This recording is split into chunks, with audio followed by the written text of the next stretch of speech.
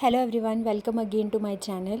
And आज हम रीनीट वाले स्टूडेंट्स के लिए नेक्स्ट चैप्टर लेकर के आए हैं, that is the morphology of the flowering plant.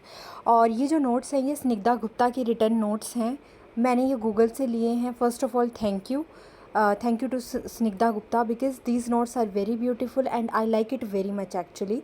And जब हम मॉर्फोलॉजी ऑफ फ्लावरिंग प्लांट की बात करेंगे तो ये थोड़ा सा ऐसा चैप्टर रहेगा जिसमें आपको बहुत सारी चीज़ें जो है याद करने की होती हैं, क्योंकि ये चैप्टर ना नीट में इसमें सीधे सीधे सवाल पूछे जाते हैं लाइन टू लाइन, प्लस इसमें एग्जाम्पल बहुत पूछे जाते हैं और जो हाई वेटेज टॉपिक है उनके बारे में मैं आपको बता दूंगी। तो चलिए let's start with the topic. सबसे पहले मॉर्फोलॉजी क्या होती है कि अगर आप एक्सटर्नल स्ट्रक्चर की स्टडी कर रहे हो, एक्सटर्नल फीचर्स की स्टडी कर रहे हो, तो हम उसको बोलते हैं मॉर्फोलॉजी। और हम यहाँ पे बात कर रहे हैं द फ्लावरिंग प्लांट यानी एंजियोस्पर्म, यानी जो फ्लावरिंग प्लांट्स होते हैं उनकी मॉर्फोलॉजी के बारे में यहाँ पे बात की गई है। स्टडी ऑफ मॉर्फोलॉजी को आप क्या बोलते हो? स्टडी ऑफ मॉर्फोलॉजी यानी कि आप किस चीज़ की स्टडी करोगे? वेजिटेटिव पार्ट की स्टडी और रिप्रोडक्टिव पार्ट की स्टडी। अब किसी भी फ्लावरिंग प्लांट का वेजिटेटिव पार्ट क्या क्या हो सकता है? उसका रूट हो गया, उसका स्टेम हो गया, लीफ हो गया, राइट। और उसका जो रिप्रोडक्टिव पार्ट है वो क्या हो सकता है? वो फ्लावर हो गए, फ्रूट हो गए, सीड्स हो गए, ये सारे क्या होते हैं? रिप्रोडक्टिव पार्ट होते हैं।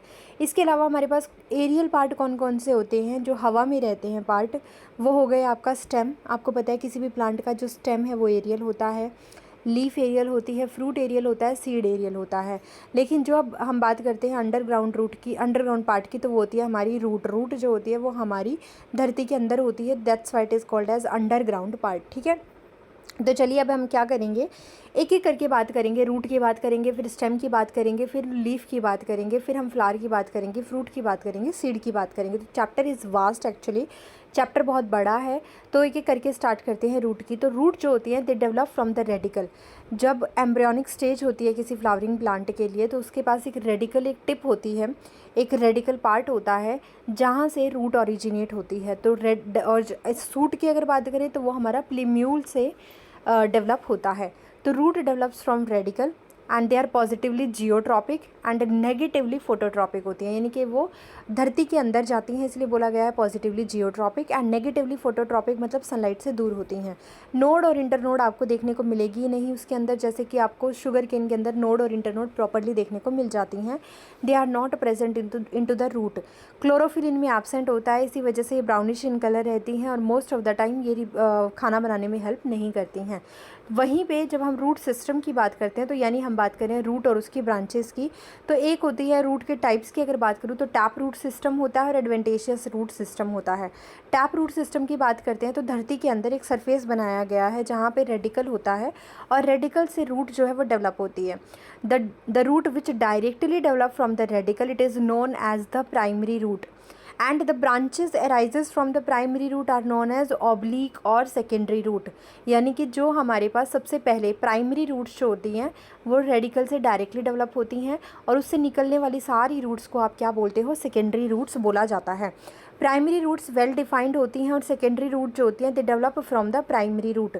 यहाँ पे स्ट्रक्चर दिखाई गई है प्राइमरी रूट की, अगर आप ध्यान से देखोगे तो ये रेडिकल से अराइज हो रही है। और सबसे पहले देखो सबसे ऊपर क्या दिखा रखा है? सरफेस दिखा रखा है। हम सबसे ऊपर से स्टार्ट करेंगे तो यहाँ पे आपको ये वाला पोर्शन जो है ये आपका सरफेस दिखाया हुआ, जो हमारा अर्थ सरफेस होता है वहाँ दिखाया गया है। रूट हमेशा, जड़ें जो होती हैं वो धरती के अंदर जाती हैं, तो सबसे नीचे टिप पे आपको दिखा रखी है रूट कैप। एक पॉइंटेड पोर्शन दिखा रखा है, उसके ऊपर एक और पोर्शन दिखाया गया है जिसको रूट कैप बोलते हैं और ये थिम्बल शेप होती है। एनसीईआरटी मेंशन करती है that it is thimble shape and ये क्या करती है? It protects the meristematic tissue. यानी जो प्राइमरी रूट होता है ना उसके कुछ रीज़न होते हैं, तो हम रीज़न की बात करते हैं सबसे पहले। तो जो रूट कैप है, ध्यान से अगर आप देखोगे तो रूट कैप के बिल्कुल पास में जो रीज़न है उसको बोला जाता है रीज़न ऑफ मेरिस्टेमेटिक एक्टिविटी। उसके ऊपर जो थोड़ा सा बड़ा उसके ऊपर का जो रीज़न है उसको बोला जाता है रीज़न ऑफ इलोंगेशन। और जहाँ पे आपको साइड में ये हेयर्स दिखाई दे रहे हैं, रूट हेयर्स दिखाई दे रहे हैं, these are the region of maturation. तो रीज़न ऑफ मैच्यूरेशन जो है वो हमारा अर्थ सरफेस के पास होता है, इसीलिए उसको बोला जाता है प्रॉक्सिमल सरफेस।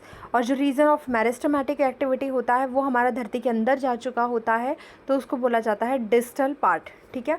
तो रीज़न ऑफ मेरिस्टेमेटिक एक्टिविटी की बात करें तो यहाँ पे जो सेल्स होती हैं they are very small size cell and they are the dividing cell. उनमें वैक्यूल एब्सेंट होता है, उनका डेंस साइटोप्लाज्म होता है, उनमें जो न्यूक्लियर और साइटोप्लाज्म का रेशो है वो भी वेरी करता है। सेल वॉल सिर्फ प्राइमरी होती है ताकि इलास्टिसिटी को मेंटेन कर सके और साइज़ को मेंटेन कर सके। प्लाज्मोडेस्मेटल कनेक्शंस आर प्रेजेंट, जो एक सेल को दूसरी सेल से जोड़ करके रखते हैं। तो बेसिकली जो रीजन ऑफ मेरिस्टेमेटिक एक्टिविटी है उसमें जो सेल्स पाई जाती हैं उनका कैरेक्टरिस्टिक फीचर ये रहेगा कि वो स्मॉल साइज़ की होती हैं, उनमें वैक्यूल नहीं होता, इसीलिए साइज़ उनका छोटा होता है। न्यूक्लियर साइटोप्लाज्मिक रेशियो भी कम होता है, डेंस साइटोप्लाज्म होता है। सेल वॉल प्राइमरी टाइप की होगी, secondary tertiary cell wall absent होती है, and that shows plasmodesmatal connections. उसके बाद रीज़न ऑफ इलोंगेशन आया। रीज़न ऑफ इलोंगेशन में क्या होगा कि जो सेल्स हैं आपकी, जो मेरिस्टेमेटिक एक्टिविटी वाली सेल होती हैं, उनका रीज़न जो होगा वो इलोंगेट करना शुरू कर जाएगा। Actually they are responsible for growth, and इसमें सेल की लेंथ जो होती है वो इंक्रीज़ हो जाती है, यानी कि सेल लेंथ इंक्रीज़। उसके बाद आती है थर्ड रीज़न ऑफ मैच्योरेशन, जहाँ पे अभी रूट हेयर्स आने शुरू हो गए हैं। This is a proximal part, and reason of maturation में परमानेंट सेल्स हो गई हैं, एपिडर्मल सेल्स इनको बोल देते हैं, और इनमें रूट हेयर्स प्रेजेंट होते हैं। This is all about tap root system. But what about adventitious root system? तो एडवेंटिशियस रूट सिस्टम जो होता है वहाँ पे रूट्स जो होती हैं वो रेडिकल से अराइज नहीं होती हैं। It develop from the parts other than radical, वो रेडिकल के अलावा कहीं और से अराइज होती हैं। जैसे कि फाइब्रस रूट जो होती हैं they develop from the base of stem, stem के बेस से डायरेक्टली डेवलप हो जाते हैं, जैसे कि यहाँ पे मेंशन भी किया गया है this is the stem, and यहाँ से फाइब्रस रूट डेवलप हो रही हैं। इसको हम बोलते हैं एडवेंटिशियस रूट सिस्टम। ठीक है, अब नेक्स्ट पेज पे चलते हैं। यहाँ पे हम बात करते हैं, क्या बताया गया है कि जो रूट कैप आपने अभी देखी थी, रूट कैप जो हमने यहाँ पे देखी, ये रही ये रूट कैप जिसको हम थिम्बल शेप बोलते हैं, विच प्रोटेक्ट द मेरिस्टेमेटिक टिश्यू। जो आपको सरफेस नीचे जाना होता है, धरती के अंदर जाना होता है, वहाँ पे रूट कैप का होना ज़रूरी है रूट से आगे। तो बेसिकली रूट कैप क्या करती है? रूट कैप की अगर मैं बात करूँ तो रूट कैप ऐसी जगह पर प्लांट्स के अंदर होगी, ऐसे प्लांट्स की रूट में होगी जिनको मिट्टी के अंदर बहुत डीपली जाना होता है, प्लस उनको मिट्टी को कुरेदना होता है, मिट्टी को साइड में करना होता है ताकि वो बहुत डीपली जा कर के पानी को एब्जॉर्ब कर सकें। बट जो रूट या जो प्लांट्स ऑलरेडी पानी के अंदर हैं, जो प्लांट्स ऑलरेडी एक्वेटिक हैं, उनको क्या ही ज़रूरत है रूट कैप की? उनमें ना सेकेंडरी रूट होगी, ना उनमें एरियल रूट होगी, उनमें एक्चुअली रूट कैप एब्सेंट होगी एक्वेटिक प्लांट्स के अंदर, ये बात ध्यान रखना। अब रूट के मेन रोल क्या होते हैं? Absorption of water and mineral and water को एब्जॉर्ब करती है फ्रॉम द सॉइल, ट्रांसपोर्ट करवाती है उसको, ऊपर तक पहुंचाती है उसको, इनकरेज करती है, सहारा देती है प्लांट को। Formation of some hormones, even roots के अंदर ऑक्सिन टाइप का हार्मोन बनता है। Auxin is a plant growth hormone, जिसको हम फाइटो हार्मोन्स के नाम से भी जानते हैं। तो हमें कैसे पढ़ना है? रूट के बारे में अभी हमने पढ़ लिया, रूट के टाइप पढ़ लिए हैं, अब रूट के मॉडिफिकेशंस पढ़ने जा रहे हैं। इसी तरीके से हम स्टेम पढ़ेंगे, स्टेम के टाइप्स पढ़ लेंगे अगर कुछ हैं तो, और फिर स्टेम का मॉडिफिकेशंस पढ़ लेंगे। सेम हम लीफ के साथ करेंगे, फिर हम कुछ और टाइप की चीज़ें करेंगे। तो सबसे पहले हम इस तरीके से चल रहे हैं, हमने रूट के बारे में पढ़ लिया। Now we are going to talk about the modification of the roots. ध्यान रखना ये CBSE में नहीं है, मॉडिफिकेशन ऑफ रूट्स ये हमारा नीट में पूछा जाता है। अदर देन मेन रोल, अगर आपका मेन रोल क्या है रूट का? एब्जॉर्प्शन करना, ट्रांसपोर्ट करना, इनकरेज करना, formation of some hormones kind of auxin. But उसके अलावा क्या क्या काम कर सकते हैं आपके रूट्स? अगर वो अलग काम करे तो उसको हम मॉडिफिकेशन बोलते हैं। जैसे tap root system, tap root का जो मॉडिफिकेशन है वो क्या हो सकता है कि कैरेट या रेडिश या टर्निप, इनके अंदर वो फूड को स्टोर करने के काम आती है, इनके फूड को वो स्टोर करती है। कुछ रूट्स ऐसी होती हैं जो रेस्पायरेशन के काम आती हैं। आपने कभी कोस्टल एरियाज़ में देखा होगा, या कभी अमेजोन के जंगल में देखना, या फिर कभी सुंदरबन जो हमारा डेल्टा है उसके पास देखना, तो आपको वहाँ पे ऐसे प्लांट्स मिल जाएंगे, मैंग्रोव प्लांट्स मिल जाएंगे जो कि हमारे रेस्पायरेटरी रूट्स रखते हैं। तो ये जैसे राइजोफोरा हो गया, राइजोफोरा एक ऐसा प्लांट है जो मार्शी एरियाज़, जैसे सुंदरवन इन्होंने लिखा भी हुआ है, मार्शी एरियाज़ में ग्रो करता है। एंड वहाँ पे ना बहुत दलदल टाइप का एरिया होता है, तो अगर उस टाइप में हमारी जो रूट हैं वो काफ़ी लंबे टाइम तक पानी के अंदर रह गई तो उनके डेथ हो सकती है। इसलिए रूट्स क्या करती हैं, हवा में आ जाती हैं, बाहर की तरफ आ जाती हैं, और ऐसी रूट्स पे बहुत छोटे छोटे पोर्स होते हैं। इन रूट्स को रेस्पायरेटरी रूट कहा जाता है, और इन पे जो छेद होते हैं इनको न्यूमेटोफोर कहा जाता है। और इनका काम क्या होता है? They are used for the respiration के लिए काम में लाई जाती हैं। इसके अलावा कुछ रूट्स जो होती हैं उनमें नोड्यूल का फॉर्मेशन हो जाता है, उनको हम बोलते हैं लेग्यूम। जैसे कि आप मान लीजिए पल्सेस वगैरह हो गई, उनमें नाइट्रोजन फिक्सेशन के लिए नोड्यूल्स का फॉर्मेशन करवा लिया जाता है। वहाँ पे कुछ बैक्टीरिया रहते हैं और वो नाइट्रोजन को फिक्स करते हैं। ये तो था टैप रूट का मॉडिफिकेशन। बट वहीं पे अगर हम एडवेंटिशियस रूट फॉर्मेशन की बात करें तो उसका काम क्या हो सकता है, एस्पैरेगस और स्वीट पोटैटो में स्टोरेज के लिए एडवेंटिशियस रूट जो होती है वो ट्रांसफॉर्म हो जाती है। इसके अलावा सपोर्ट के लिए भी ये काम करते हैं, जैसे प्रॉप रूट इन बैनियान ट्री, बैनियान बरगद के ट्री में प्रॉप रूट्स हो जाती हैं, मेज और शुगर केन के अंदर स्टिल्ट रूट हो जाती हैं, वो सपोर्ट का काम करती हैं। आपको ये एक्चुअली याद करने पड़ेंगे। दोबारा बता देती हूँ, टैप रूट का मॉडिफिकेशन क्या है, कैरेट, टर्निप और रेडिश, इनके अंदर फूड को स्टोर करने का काम करती हैं। राइजोफोरा में रेस्पायरेशन का काम करती है, जहाँ पे न्यूमेटोफोर्स वगैरह होते हैं। एडवेंटिशियस रूट का क्या मॉडिफिकेशन हो सकता है, यहाँ पे स्टोरेज के लिए होती हैं एस्पैरेगस के अंदर और स्वीट पोटैटो के अंदर, और सपोर्ट के लिए होती हैं टिल्ट प्रॉप रूट्स होती हैं बैनियान ट्री के अंदर, और स्टिल्ट रूट्स होती हैं मेज और शुगर केन के अंदर। ठीक है, अब हम बात करते हैं अबाउट द स्टेम। तो स्टेम जो है इट डेवलप फ्रॉम प्लीम्यूल, जैसे कि रेडिकल से रूट डेवलप होती है, प्लीम्यूल से शूट डेवलप होता है, स्टेम डेवलप होता है। ये लाइट की तरफ अट्रैक्ट होता है, इसलिए हम इसको पॉजिटिवली फोटोट्रॉपिक कहते हैं, और धरती से दूर जाता है इसलिए हम इसको नेगेटिवली जियोट्रॉपिक बोल देते हैं। नोड एंड इंटरनोड इसमें प्रेजेंट होती हैं, अगर आप ध्यान से देखोगे तो node and internodes are present. Stem और ब्रांच इसके पास होती हैं, उस पर लीफ हो सकते हैं। अगर स्टेम और ब्रांच में लीफ आ जाए तो हम उसको शूट बोलना शुरू कर देते हैं, अदरवाइज़ वो उसको आप स्टेम ही बोलोगे। अब on the basis of stem की टाइप प्लांट के क्या क्या हो सकते हैं, स्टेम कैसा है उस बेस पे प्लांट्स के क्या क्या टाइप हो सकते हैं। आपने झाड़ियाँ देखी होंगी, हर्ब्स हो गई, श्रब्स हो गई और ट्रीज़ हो गए, तो उनमें स्टेम का मेजर इम्पैक्ट डिफरेंस होता है, मेजर डिफरेंस होता है एक्चुअली। हर्ब की अगर हम बात करें तो उसमें स्टेम ग्रीन होता है व्हेन प्लांट इज़ अलाइव, अगर प्लांट जिंदा है तो उसमें स्टेम ग्रीन होगा। श्रब की बात करें तो स्टेम इज़ ग्रीन, स्टेम अभी भी ग्रीन है, and become brown when it is old, जब ये ओल्ड होना शुरू हो जाता है तो ये थोड़ा सा ब्राउन होने लग जाता है, जैसे तुलसी के प्लांट में हो गया, तुलसी को आप ऑसिमम सेंक्टम भी बोल सकते हो, रोज़ के अंदर हो गया है ना। तो श्रब और हर्ब्स, ये बात याद रखना। उसके बाद हम ट्रीज़ की बात करते हैं तो स्टेम फॉर्म्स ट्रंक, स्टेम जो होते हैं वो ट्रंक बनाते हैं। जैसे स्टेम की अगर मैं बात करूँ तो स्टेम ट्रंक बनाने के काम आता है, मतलब कि बड़े बड़े प्लांट में आपने देखा होगा तने बन जाते हैं, पाम हो गया, बैनियन ट्री हो गया, इनके अंदर स्टेम जो है वो ट्रीज ट्रंक बनाते हैं। अब बर्ड्स की भी बात कर लेते हैं तो जो मेरिस्टेमेटिक सेल्स होती हैं they are surrounded by leaf. तो अब ऐसे समझ लो कि आपके पास मेरिस्टेमेटिक सेल जो थी, जो लीफ के चारों तरफ होंगी, वो बर्ड का फॉर्मेशन करती हैं। अब बर्ड किस तरीके की हो सकती है on the basis of position, bird जो है वो 3 तरीके की हो सकती है, एपिकल बर्ड, ऑक्सिलरी बर्ड और एडवेंटिशियस बर्ड। एपिकल बर्ड वो होगी, यहाँ पे डायग्राम भी दिखाया गया है बर्ड का, ये देखिए यहाँ पे क्या दिखा रखा है कि मेरिस्टेमेटिक सेल्स हैं और लीफ के सराउंडिंग में हैं, तो इनको हम बर्ड बोल देते हैं। एपिकल बर्ड वो होती है on the tip of main stem and branch leaf develop from apical bud. तो यहाँ पे ये बता रखा है कि मेन स्टेम के टिप पे या ब्रांच की टिप पे जो लीफ डेवलप होगी वो एरियल या एपिकल बर्ड से ही डेवलप होती है। ऑक्सिलरी बर्ड जो होती है दे फॉर्म्स ब्रांच और अ फ्लावर लेटर, ये बाद में फ्लावर बनाती हैं या फिर ये ब्रांच बना लेती हैं। एडवेंटिशियस बर्ड्स वो होती हैं दे arise from parts other than the node, node के अलावा जिस भी पार्ट से आपकी बर्ड्स अराइज होती हैं उसको एडवेंटिशियस बर्ड बोला जाता है। ठीक है, अब मेन रोल क्या होता है स्टेम का, स्टेम का मेन रोल होता है it bear branches and leaf. आपको पता है इसके ऊपर इसके ऊपर पत्तियां लगती हैं, लीव्स लगती हैं, इसकी शाखाएं होती हैं, it bear branches and it transport food and water photosynthesis के टाइम पे। इसमें जाइलम फ्लोएम सब कुछ होता है जो फूड एंड वाटर का ट्रांसपोर्ट करता है। ये कुछ हार्मोन भी प्रोड्यूस करते हैं, आपके स्टेम वगैरह हो गए, जैसे साइटोकाइनिन हो गया, जिब्रेलिन्स हो गए, तो ये सारे फाइटो हार्मोन्स भी कौन प्रोड्यूस करते हैं, आपके स्टेम प्रोड्यूस करते हैं। नाउ हम जाते हैं अब नेक्स्ट कैटेगरी पे which is the modification of stem. जैसे मॉडिफिकेशन ऑफ रूट था, अब हम बात करेंगे मॉडिफिकेशन ऑफ स्टेम। ये 3 तरीके का हो सकता है, या तो स्टेम हवा में है, मतलब जैसे कि नॉर्मली होता है, इसको हम बोलते हैं एरियल स्टेम, या फिर ये सब एरियल हो सकता है, मतलब ना तो ये पूरी तरह से धरती पे है, हॉरिजॉन्टली बेसिकली जो स्टेम हॉरिजॉन्टल होते हैं, जिनके प्लांट बहुत बड़े नहीं होते और हॉरिजॉन्टल स्टेम होते हैं, उनको हम सब एरियल स्टेम बोल देते हैं। या फिर इवन अंडरग्राउंड स्टेम, मतलब कि जो स्टेम धरती के नीचे जा चुके हैं उनको हम अंडरग्राउंड स्टेम बोल देते हैं। तो इनका मॉडिफिकेशन देख लेते हैं एक बार।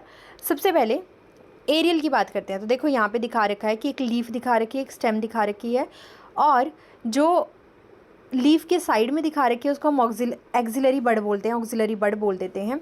और यहाँ से बेसिकली ब्रांचेस निकलती हैं नॉर्मली, राइट। लेकिन मॉडिफिकेशन की बात करते हैं। ओके, तो जो ऑक्सिलरी बड होती है नॉर्मली तो वो ब्रांचेस बनाने वाली थी, बट यहाँ पे मॉडिफिकेशन दिखा रखा है एरियल मॉडिफिकेशन, तो वो या तो टेंड्रिल बनाएगी या थॉर्न्स बनाएगी। जैसे कि आप देख भी सकते हो टेंड्रिल जो होते हैं they are for support and जो थॉर्न्स होते हैं वो प्रोटेक्शन के लिए होते हैं। टेंड्रिल किस में बन जाएगा, कुकर बिट्स में बन जाएगा, जैसे वाटरमेलन हो गया, पंपकिन हो गया, ग्रेप वाइन्स हो गए। और थॉर्न्स किस में बन जाएगा, बोगनविलिया के प्लांट में बन जाएगा, सिट्रस प्लांट में बन जाएगा, है ना। तो ये होते हैं एरियल पार्ट्स की। अगर हम बात करें ऑक्सिलरी बड जो होती हैं वो मॉडिफिकेशन शो करती हैं, या तो वो टेंड्रिल बनाएंगी या वो थॉर्न्स बनाएंगी। थॉर्न्स बनेंगी बोगनविलिया और सिट्रस में, ये पूछा गया क्वेश्चन है। और टेंड्रिल्स बनते हैं कुकर बिट्स में हो गया, वाटरमेलन, पंपकिन, ग्रेप वाइन्स, इन सब के अंदर। उसके अलावा फोटोसिंथेटिक स्टेम भी होते हैं कुछ एरियल। सम जीरोफाइट जो स्टेम होते हैं वो फोटोसिंथेटिक होते हैं, जैसे फाइलोक्लेड उनको बोल देते हैं। अगर वो फ्लैट है तो उसको आप बोलोगे कि वो अपोन्शिया में मिलता है, अगर वो सिलेंड्रिकल है तो वो आपको यूफोर्बिया के अंदर मिलता है। रिपीट कर देती हूँ, कई स्टेम का मेन काम नहीं होता है खाना बनाना, लेकिन अगर एरियल स्टेम कई बार खाना बनाने के लिए अपने आप को मॉडिफाइड कर लेता है, अपने आप को चेंज कर लेता है, तो हम उसको फोटोसिंथेटिक स्टेम बोलते हैं।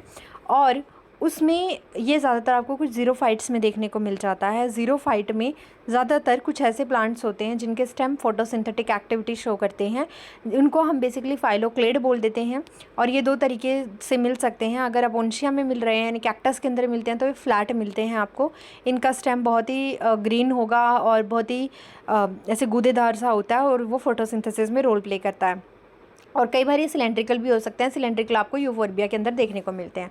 There are some sub aerial modifications also, जिसमें 4 कैटेगरी आती हैं, runner, offset, stolon and sucker. Runner जो होता है वो डायग्राम में आपको दिखा भी रखा है कि जो रनर है उसमें जो स्टेम है वो हॉरिजॉन्टल है, उसमें नोड्स भी दिखाई दे रही हैं आपको, और यहाँ से रूट डेवलप हो रही हैं और वहाँ से ब्रांचेस भी बन रही हैं। तो याद रखना, horizontal stem, node develops and root form, branch form, root से ही ब्रांच बनती हैं, रनर बोलते हैं इसको। ग्रास एंड स्ट्रॉबेरी में ये देखने को मिलता है। ऑफसेट की बात करूँ तो इसमें शॉर्ट इंटरनोड देखने को मिलेगी, बहुत ही इंटरनोड जो होती है बहुत ही छोटी होती है। एंड ऐसा आपको डायग्राम में दिख भी रहा है कि यहाँ पे जैसे क्राउन लीफ दिखाई गई हैं, टफ्ट ऑफ रूट्स और नोड दिखाया गया है और उनके बीच में शॉर्ट इंटरनोड दिखाया गया है। ये लगभग आपका रनर जैसा होता है, बट रनर में इंटरनोड शॉर्ट नहीं होती, इसमें इंटरनोड शॉर्ट होती है। ये आपको इकॉर्निया या पिस्टिया में देखने को मिल जाता है। इकॉर्निया मतलब कि आपका वाटर हाइसिंथ हो गया, और पिस्टिया के अंदर भी ये देखने को मिलता है। स्टोलन की बात करें तो यहाँ पे एस शेप दिख रहा है स्टोलन में, यानी कि रूट स्टेम जो है वो एक कर्व ले रहा है। यहाँ पे लेटरल ब्रांच निकलती हैं आपके स्टेम से, arch downward and move into the soil, वो धरती में जाती हैं वापस और फिर बाहर आ जाती हैं, arch downward and move into the soil. ये मिंट और जैस्मीन में आपको देखने को मिलता है। सकर की अगर मैं बात करूँ तो सकर में एक मेन स्टेम होता है एंड उससे ऑब्लिक ब्रांचेस निकलती हैं, और ये आपको बनाना, पाइनएप्पल और क्राइजेंथेमम में देखने को मिलता है। ध्यान रखना, स्ट्रॉबेरी जो है it is example of both stolon and sucker. Stolon and sucker, sorry, both stolon and runner, इनका एग्जाम्पल है आपकी, सॉरी एक सेकेंड, हाँ, तो इसका एग्जाम्पल होता है आपका स्ट्रॉबेरी, किसका एग्जाम्पल है, रनर का भी एग्जाम्पल है आपको दिखाई दे रहा है, और स्ट्रॉबेरी आपका किसका एग्जाम्पल होता है, स्टोलन का भी एग्जाम्पल होता है। तो ये बात याद रखना। एक बार रिपीट कर देती हूँ, रनर के एग्जाम्पल हैं ग्रास हो गया, स्ट्रॉबेरी हो गया, ऑफसेट के एग्जाम्पल है इकॉर्निया और पिस्टिया, स्टोलन के एग्जाम्पल होते हैं मिंट और जैस्मिन, सकर के एग्जाम्पल होते हैं बनाना, पाइनएप्पल एंड क्राइजेंथेमम। अब अंडरग्राउंड स्टेम पे आ जाइए। अंडरग्राउंड स्टेम जो होते हैं वो 4 तरीके के होते हैं, tuber, bulb, corm and rhizome. Tuber में आपको पता है जो पोटैटो होता है, जो आलू होता है जिसको आप खाते हो, वो स्टोरेज के लिए होता है बेसिकली, और वो ट्यूबर होता है, पोटैटो, आलू। It is not a root, क्योंकि वो धरती के अंदर है, इसका ये मतलब नहीं है कि वो रूट है। एक्चुअल में it is your stem and you can say modification of stem. Bulb हो गया अनियन एंड गार्लिक। कॉर्म हो गए, कॉर्म के एग्जाम्पल हैं कैलोकेसिया, जमीकंद। कैलोकेसिया इज़ बेसिकली योर अरबी। एंड ज़मीन कंद हो गया, अमोर्फोफेलिस वगैरह फ्लावरिंग प्लांट आपने देखे होंगे, कॉम्स वगैरह शो करते हैं।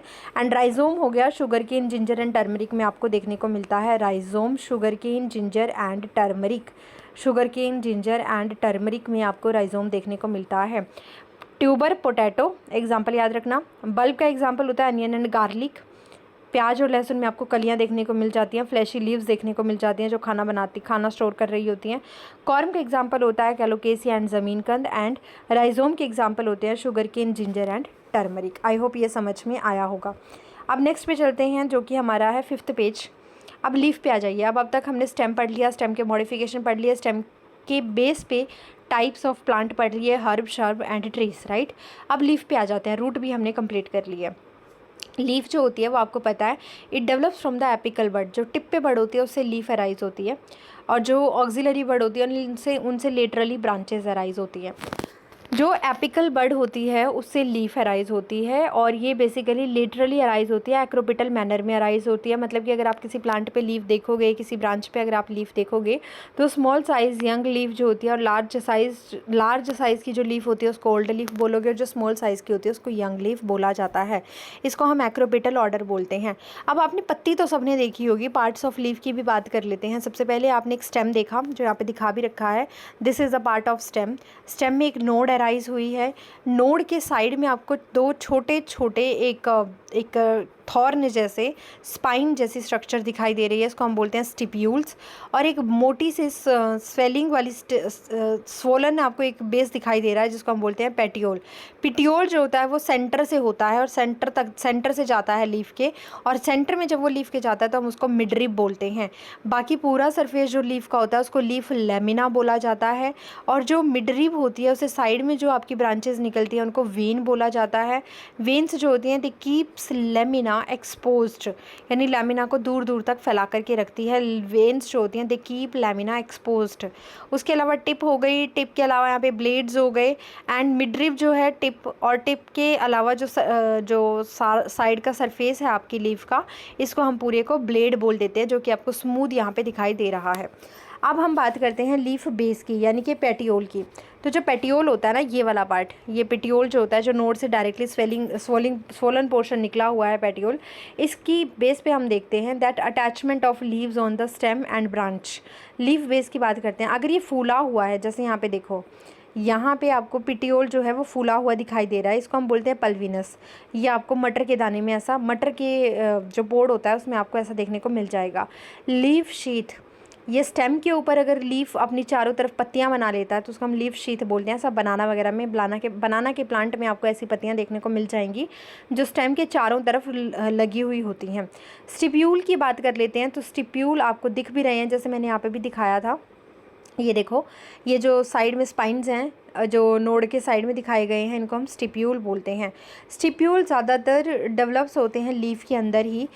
ये आपको पी प्लांट के अंदर देखने को मिल जाएंगे। अगर ये प्रेजेंट है तो हम ऐसे प्लांट को, ऐसी लीफ को स्टिप्यूलेट लीफ बोलते हैं।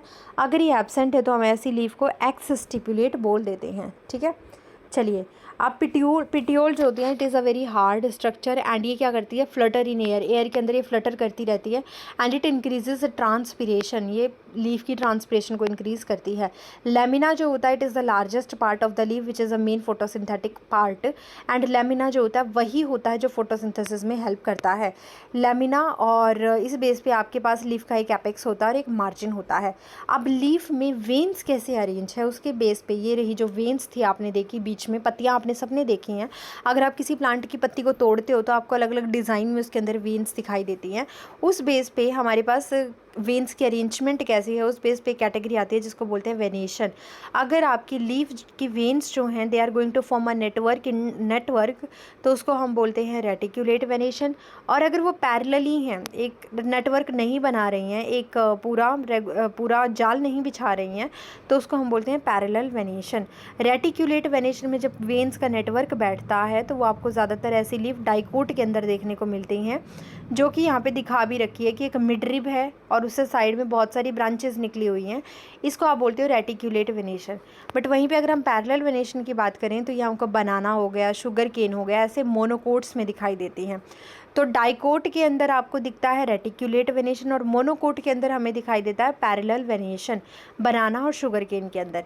अब हम बात करते हैं टाइप्स ऑफ लीव की टाइप्स कैसे होते हैं। 2 टाइप की हमारे पास लीफ होती है, एक होती है सिंपल लीफ और एक होती है कंपाउंड लीफ।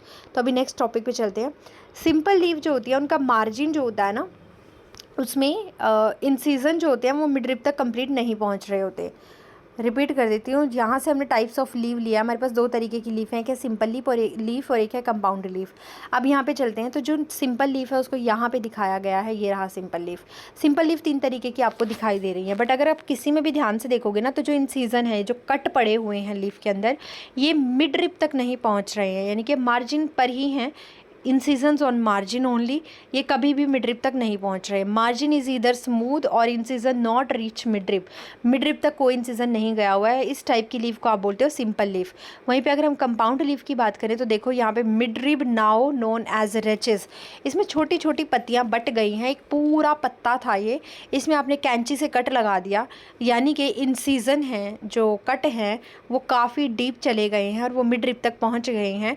इसकी वजह से आपको छोटे छोटे लीफलेट्स दिखाई दे रहे हैं, प्रॉपर लीफ नहीं दिखाई दे रही है। ऐसे टाइम पर अगर मिडरिब जो है वो अब सिंगल लीफ की मिडरिब नहीं बची है, उसके लिए बहुत छोटे छोटे लीफलेट्स जो हैं ये उनकी मिडरिब हो गई है, तो इसीलिए अब हम इसको रैचेस बोलना शुरू कर देते हैं। अब ये दो तरीके की होती है, या तो पाल्मेटली कंपाउंड लीफ होती है या फिर पिन्नेटली कंपाउंड लीफ होती है। तो चलिए पिन्नेटली कंपाउंड तो आपको सामने दिख रही है। पिन्नेटली कंपाउंड लीफ कुछ इस तरीके से दिखाई देगी। इसमें जो लीफलेट है दे अटैच ऑन रैचेस, यानी मेन मिडरिब पे अटैच रहेंगे, which in turn attach on petiole, ये पेटियोल के साथ अटैच रहते हैं। ऐसे आपको नीम और रोज़ के अंदर दिखाई दे जाता है। वहीं पे अगर हम बात करते हैं पाल्मेटली कंपाउंड लीफ की, तो इसमें क्या होता है कि leaflet attach on petiole directly, वहाँ पे वो डायरेक्टली अटैच होते हैं। यहाँ पे आपको कोई मिडरिब या रेचेस दिखाई नहीं दे रही है, ऐसा आपको सिल्क कॉटन में दिखाई देता है। मैं रिपीट कर देती हूँ, पिन्नेटली कंपाउंड लीफ का एग्जाम्पल है नीम और रोज़। यहाँ पे मिडरिब यानी रेचेस दिखाई देगी और यहाँ पे हर एक लीफलेट जो होती है वो रेचेस के साथ अटैच होगी।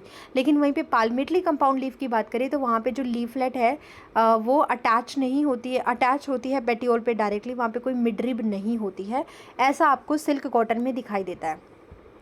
अब पत्तियों की अरेंजमेंट कैसी है with respect to each other, उसको हम क्या बोल देते हैं, phyllotaxy. Arrangement of leaf on branch और stem is known as phyllotaxy.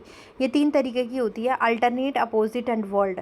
Alternate होती है जब एक ही node, one node have only one leaf, जैसे कि आपको यहाँ पे दिखाई दे रहा है, एक नोड पे सिर्फ एक ही लीफ है और एक इस डायरेक्शन में है, एक दूसरे डायरेक्शन में है, फिर से एक पहले वाली डायरेक्शन में है, फिर से जो 4th नंबर की होगी वो सेकंड वाली डायरेक्शन में होगी। तो ये बहुत ही कॉमन टाइप की होती है। ऐसा आपको किस में देखने को मिल जाता है, सनफ्लावर में, मस्टर्ड में, चाइना रोज़ में। तो एग्जाम्पल बहुत सारे हैं, प्लीज़ ध्यान रखना, please be careful. Alternate phyllotaxy आपको one node have only one leaf and it is a most common type and it is seen in sunflower, mustard, China rose. Opposite की बात करें तो एक ही नोड पे आपको 2 लीफ दिखाई देती हैं, जैसे कि ग्वावा, कैलोट्रोपिस, ये नीट में कई बार आ चुका है। अपोजिट जो है वो ग्वावा और कैलोट्रोपिस के एग्जाम्पल होते हैं। वर्ल्ड की बात करें तो एक ही नोड पे बहुत सारी लीफ होती हैं, जैसे एलिस्टोनिया हो गया, नीरियम हो गया, ये भी नीट में पूछे गए क्वेश्चन हैं। तो रिपीट कर देते हैं, अल्टरनेट के एग्जाम्पल हैं sunflower, mustard, China rose. Opposite के एग्जाम्पल हैं ग्वावा, कैलोट्रोपिस एंड वर्ल्ड के एग्जाम्पल होते हैं एलिस्टोनिया और नीरियम। ठीक है।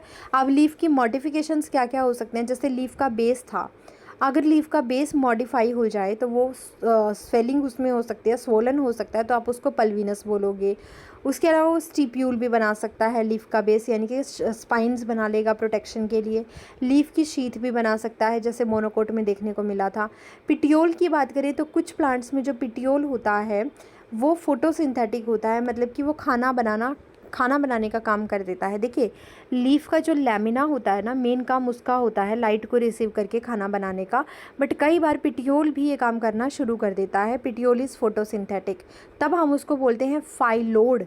उसको हम फाइलोक्लेड नहीं बोलेंगे, उसको हम बोलेंगे फाइलोड। अगर आपके पास आपने थोड़ी देर पहले फाइलोक्लेड भी सुना था, यहाँ पे हम इसको बोलेंगे फाइलोड, अगर वो लीफ के पेटियोल का मॉडिफिकेशन है। ऐसा आपको ऑस्ट्रेलियन अकेशिया यानी बबूल के प्लांट में देखने को मिल जाएगा। फाइलोड की बात से शुरू होते हैं। जो पेटियोल होता है, इंसेक्टिवोरस प्लांट जो होते हैं, वीनस फ्लाई ट्रैप हो गया, पिक्चर प्लांट हो गया, ये भी हम इसके बारे में बात करेंगे, पहले एक करके यहाँ पे देख लेते हैं। पिटियोल जो हो गया वो पिटियोल इस फोटोसिंथेटिक फाइलोड ऑस्ट्रेलियन अकेशिया में देखने को मिलता है। अदर मॉडिफिकेशंस भी हो सकते हैं, जैसे कि लीफ का जो टेंड्रिल है, लीफ में जो टेंड्रिल्स होते हैं, दे forms leaves in P plant. P के प्लांट में पत्तियाँ जो होती हैं वो टेंड्रिल बना देती हैं। मतलब कहने का ये है कि प्लांट की लीफ का मेन काम खाना बनाने का होता है, बट अगर हम पी प्लांट को लें, मटर के प्लांट को लेते हैं, तो उसकी जो लीफ होती है ना, वो खाना बनाने की बजाय टेंड्रिल का काम करना शुरू कर देती है, यानी कि टेंड्रिल बन जाती है। फ्लैशी लीफ की बात करते हैं तो फ्लैशी लीफ आपको अनियन और गार्लिक में देखने को मिल जाता है। अनियन और गार्लिक में जो आप खाते हो ना, वो लीव्स होती हैं एक्चुअली, वो कोई भी ऐसा नहीं है कि वो कोई और फोटोसिंथेटिक पार्ट होता है, they are fleshy leaf. Spines की बात करें तो लीफ जो होती है वो मॉडिफाई हो जाती हैं कैक्टस के अंदर एंड प्रोटेक्शन के लिए स्पाइन का काम करने लग जाती हैं। आपने देखा भी होगा कि वहाँ पे जो गूदेदार पोर्शन होता है एक्चुअली वो स्टेम होता है, वहाँ पे स्टेम खाना बनाने का काम करता है कैक्टस में, डेजर्ट प्लांट में। उसके अलावा जो लीफ होती हैं वो खाना बनाने का काम नहीं करती, वो सिर्फ प्रोटेक्शन का काम करती हैं। और वो लीफ जो होती हैं उनको हम क्या बोलते हैं, उनको स्पाइन बोलते हैं। इसके अलावा कुछ ऐसे प्लांट भी होते हैं जो इंसेक्ट को खाते हैं, इनको हम इंसेक्टिवोरस प्लांट्स बोलते हैं, जैसे कि पिक्चर प्लांट हो गया, विनस फ्लाई ट्रैप हो गया। ये इसीलिए खाना नहीं, ये इसलिए इंसेक्ट्स को नहीं मारते कि उनसे भूख मिटा सकें, एक्चुअली अपनी नाइट्रोजन की कमी को पूरा करते हैं और फोटोसिंथेसिस में ये रोल प्ले करते हैं। नाइट्रोजन की कमी को पूरा करने के लिए ये किसी इंसेक्ट को खाते हैं। ठीक है, अब हमने लीफ की मॉडिफिकेशन भी पढ़ ली, लीफ के फंक्शन भी पढ़ लिया। अब आता है इन्फ्लोरेसेंस। इन्फ्लोरेसेंस क्या है? Arrangement of flower on floral axis is known as inflorescence.